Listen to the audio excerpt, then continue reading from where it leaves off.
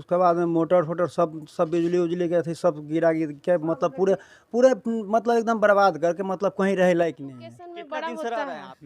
1 कट्ठा 2 कट्ठा चाहे पावर, उसी अनुसार से प्रशासन पैसा लेती थी। आप लोग भी दिए हैं? जी हाँ, दिए हैं। तो उस टाइम पर प्रशासन आके खड़ा होकर बनवाती थी? नहीं, पैसा ले लेती थी, चली जाती थी।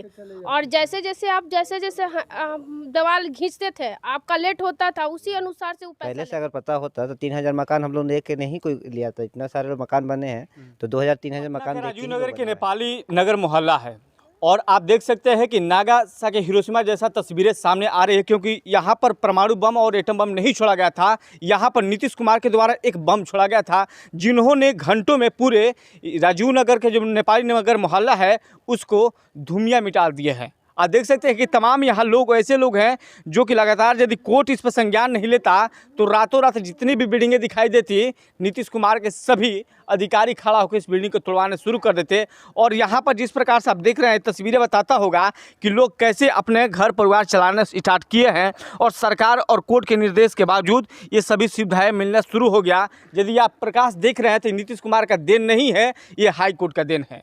नहीं तो ये प्रकाश आपको नहीं मिल पाता और नहीं आपको पीने का पानी मिलता। कोर्ट ने संज्ञान लिया और तत्काल इसको सभी सुविधाएं मुहैया कराने के लिए इनका आदेश दिया है कि ये आपका परिवार है। हाँ, मेरे परिवार है। आपका भी सारा घर तोड़ दिया गया था? सब सारा घर तोड़ गया था वो। उसके बाद में मोटर फोटर सब बिजली उजली के थी, सब गिरा के मतलब पूरे पूरे मतलब एकदम बर्बाद करके मतलब कहीं रहे लायक नहीं है। कितना दिन से रह रहे हैं आप यहाँ? हम यहाँ 10 साल से रह रहे हैं। 10 साल से रह रहे हैं। हाँ, अब उसमें अब ये कर मतलब धर के और कैसे गुजारा कर रहे हैं, गुजारा कर रहे हैं। अब कोई हम लोग के अथिया नहीं है कि हम लोग अब रह सकते हैं जी। कितने घर में बच्चे बेटी है? 4 गो लड़का। 4 लड़के? हाँ, 2 लड़का। हाँ, यही में जैसे गुजारा करब यही में। अब तो काफी दिक्कत होगा, सरकार मुआवजा भी नहीं देगी आप लोग को बनाने के लिए भी, और घर कैसे बनेगा? दिक्कत अब आप जानिएगा, अब बनूंगा हम कहाँ से बना, मरई दे के रहेंगे। सरकार ने एक बार भी नहीं सोचा कि इनके घर में बेटी बहन सभी जवान लड़कियां बड़ी हुई है और वो कहाँ जाएंगी और किस नीयत से रहेंगे।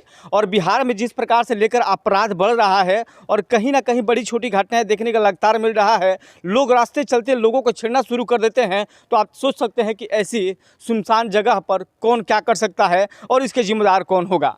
आज चारों तरफ आप जिधर भी आपके निगाहें जाता होगा सब जगह मलबा ही मलबा दिख रहा है और उन मलबे में कितने लोगों का भविष्य है और कितने लोगों का सपना ये टूट चुका है। जैसे बिल्डिंग टूटा है, ये बिल्डिंग टूटा उसी रात लोगों का यहाँ सपना टूट गया कि जब से ये बिल्डिंग तैयार हो रहा था लोग खून पसीना अपनी जेवरात और ज़मीन बेचकर यहाँ पर ज़मीन खरीदे और बिल्डिंग बनाए थे, लेकिन किसी को इतना एहसास तक नहीं हुआ कि मैं क्या करने जा रहा हूँ। यदि आपको तोड़ना ही था तो इन लोगों का पहले इन्फॉर्मेशन दे दिए होते, उसी टाइम रोक दिए होते, एक दिन में सारा बिल्डिंग तैयार नहीं हुआ होगा। आपके नज़दीक में थाना है, अधिकारी लोग हैं, यहाँ विजिट करने आते हैं, तमाम तरह की सुविधा भी दी जाती है।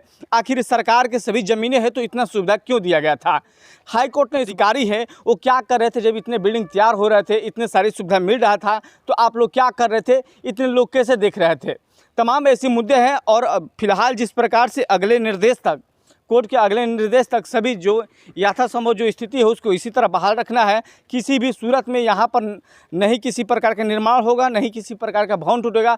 अगला जो कोर्ट का आदेश क्या आता है उस पर देखने वाली बात है कि कोर्ट में कितना % इनके पक्ष में जाता है और कितना % सरकार के पक्ष में जा रहा है। उसके बाद आपको देखने को मिलेगा कि किस प्रकार की स्थिति यहाँ बनेगी। लेकिन तमाम सोचने वाली बात यह है कि जिसके घर में जवान बेटियाँ पड़ी हुई है और आपने पूरे छज्जा उठार दिया, आपने सड़कों पर लाकर खड़ा कर दिया, यदि उनके साथ कोई घटना घट जाता है तो इसका जिम्मेदार कौन होगा?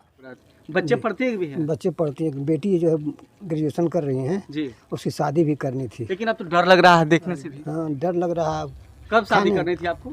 बस अगले साल करना सोच रहे थे जी। कैसे करें, देखिए उसकी पढ़ाई भी ख़त्म हो गई, कैसे जाएगी? खाना ही नहीं बन पाता है, लाइन बिजली नहीं है, पानी नहीं है, सब तो चौपट हो गया ना। पानी नहीं है, बिजली नहीं है, नहीं है, कैसे रहते हैं आप लोग यहाँ? बस जानवर की तरह, और कैसे रहें? देख ही रहे ना, नहाए नहीं, 3 दिन से स्नान नहीं किए, कहाँ से करें? पानी बहुत दूर से लाते हैं पीने के लिए। ये तो हाल कर दिया, ये सरकार है। मैं तो ये कहता है गरीबों की सरकार है, नीतीश बाबू गरीबों की सरकार है। इसमें इसको बनाने में जो है सो दरोगा SDO पैसा लेता था, इस भवन को बनवाने में। तब बताइए। एसडीओ और यहाँ के थाना प्रभारी पैसे लेते थे तब बिल्डिंग तब बस बनता था, एक बार नहीं कई बार लेता उनकी भी तो घर तोड़ देना चाहिए था। था। बिल्कुल उनकी भी घर तोड़नी चाहिए था। वो दोषी पहले तो वही दोषी है ना, ताकतवर वो है ना, वो तो रोक सकता था उसी समय, तो ये बनता। नहीं तो दोषी वो है कि पहले ना, जी सर। पहले उसको ना सजा मिलनी चाहिए, जी। लेकिन उसको सजा देगी सरकार। उम्मीद लगता है कि आपको सजा मिल जाएगा। देखिए अब तो कोर्ट पर भरोसा है, सिर्फ भरोसा अगर है तो किसी पर, वो कोर्ट पर है। इस देश में न्यायालयों को हम लोग भगवान के रूप में देखते हैं और भगवान का जो निर्णय होगा देखने वाली बात है। क्या बोल रहे थे सर, आप क्या बोल रहे थे? जब भी छत का ढलैया होगा पुलिस वाला थाना अधिकारी आएगा और पैसा लेगा। यानी एक पार्ट छत बन गया, दूसरे हाँ। पार्ट बनाने चालू किए तो उसका भी रेट है। जितना अलग अलग रेट अलग अलग रेट है। कैसे नींव कैसे रखिएगा लोग तो उसका अलग रेट है। नींव नहीं, जैसे ही छत ढलाई होगा ना थाने वाला आएगा, नहीं कम तो से कम कितना का बजट देना पड़ता था ढलाई 50,000 रुपया 1,00,000 रुपया कट्ठा लेगा। पर? कट्ठा पे नहीं, एक बिल्डिंग छत ढलाई होगा तो उस पे लेगा। जितना आंकड़ा है उतना ही अनुसार से प्रशासन पैसा लेती है। क्या बोलते हैं मैडम? नहीं कोई दिक्कत नहीं है, कोई दिक्कत दिखने के। क्या बोल रहे थे? जिस तरह से जिसका लोकेशन में बड़ा होता है, 1 कट्ठा 2 कट्ठा चाहे पावर, उसी अनुसार से प्रशासन पैसा लेती थी। आप लोग भी दिए हैं? जी हाँ, दिए हैं। तो उस टाइम पर प्रशासन आके खड़ा होकर बनवाती थी? नहीं, पैसा ले लेती थी, चली जाती थी। और जैसे जैसे आप दीवार खींचते थे, आपका लेट होता था, उसी अनुसार से वो पैसा लेती थी। यानी रेशियो था हाँ, कि जितना लेट कीजिएगा उतना पैसा उतना गिरेगा पैसा लेंगे। और जितना जल्दी बनेगा उतना कम ये पैसा। जरूरी नहीं है कि एक जिप्सी वाला आया तो एक ही लेगा, नहीं, आपके पास जितना प्रशासन आ रही है वो टोटल लेती थी, अलग अलग से। सरकार बोलती है बैक वाला, जिप्सी वाला, प्रशासन सब लेती थी। क्या सर, क्या बोले? सरकार बोलती है कि हम लोग अवैध रूप से यहाँ रह रहे हैं। जब आपका ही जमीन था तो आप शुरू में ही ले लेते, बनने ही नहीं देते। हाँ। आज जो जिस तरह से लोगों के साथ 2-3 दिन पहले जो हुआ है, आप बनने ही नहीं देते तो लोग आज इतना लाचार नहीं होता।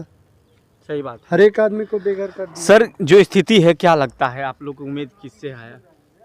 हम लोग उम्मीद तो सर कोर्ट से ही है। कोर्ट से ही? कोर्ट से जो मिला वही उम्मीद मिला है, नहीं तो और कहीं से किसी का राहत आप नहीं लोग को मिला। पता था ना कि जमीन सरकार की है?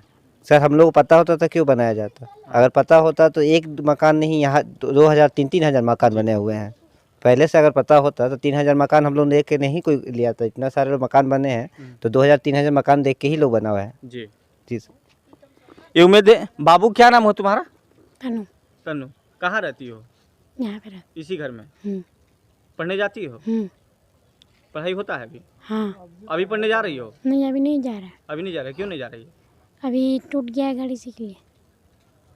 कोई साधन नहीं है तो जाएगा कहाँ से? आप सोच सकते हैं कि सबकी जो निगाहें था पूरा राजीव नगर पर था और सभी का सपना ये राजीव नगर में जो टूटा और उस टूटने के बाद सब बिखर चुका है।